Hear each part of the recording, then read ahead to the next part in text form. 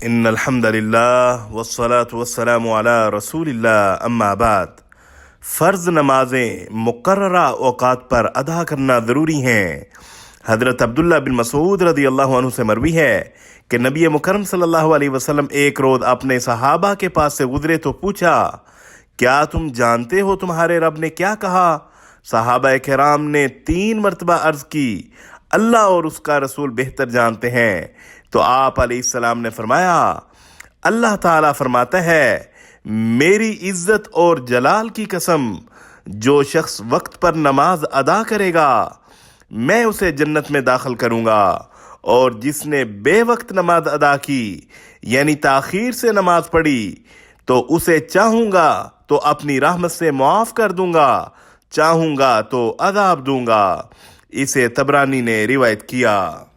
نبی مکرم صلی اللہ علیہ وسلم تمام نمازیں اول وقت میں ادا فرمایا کرتے تھے۔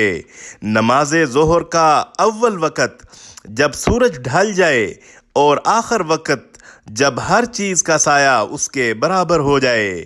نماز عصر کا وقت جب ہر چیز کا سایہ اس کے برابر ہو، اور آخر وقت جب ہر چیز کا سایہ اس سے 2 گنا ہو جائے۔ نماز مغرب کا اول اور آخر وقت روزہ افطار کرنے کا وقت ہے۔ نماز عشاء کا اول وقت جب آسمان سے سرخی ختم ہو جائے، اور آخر وقت جب 1/3 رات گزر جائے۔ نماز فجر کا اول وقت سحری ختم ہونے تک، اور آخر وقت جب طلوع آفتاب سے قبل روشنی پھیل جائے۔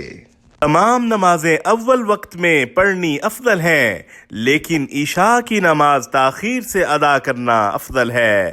حضرت علی رضی اللہ عنہ فرماتے ہیں، ہم نے جابر بن عبداللہ رضی اللہ عنہما سے رسول اللہ صلی اللہ علیہ وسلم کی نمازوں کے اوقات دریافت کیے تو انہوں نے کہا، رسول کریم صلی اللہ علیہ وسلم ظہر کی نماز سورج ڈھلتے ہی پڑھ لیتے، عصر کی نماز جب سورج صاف اور روشن ہوتا یعنی اس میں زردی کی آمیزش نہ ہوتی، مغرب کی نماز جب سورج ڈوب جاتا، اور عشاء کی نماز کبھی جلدی کبھی دیر سے پڑھتے۔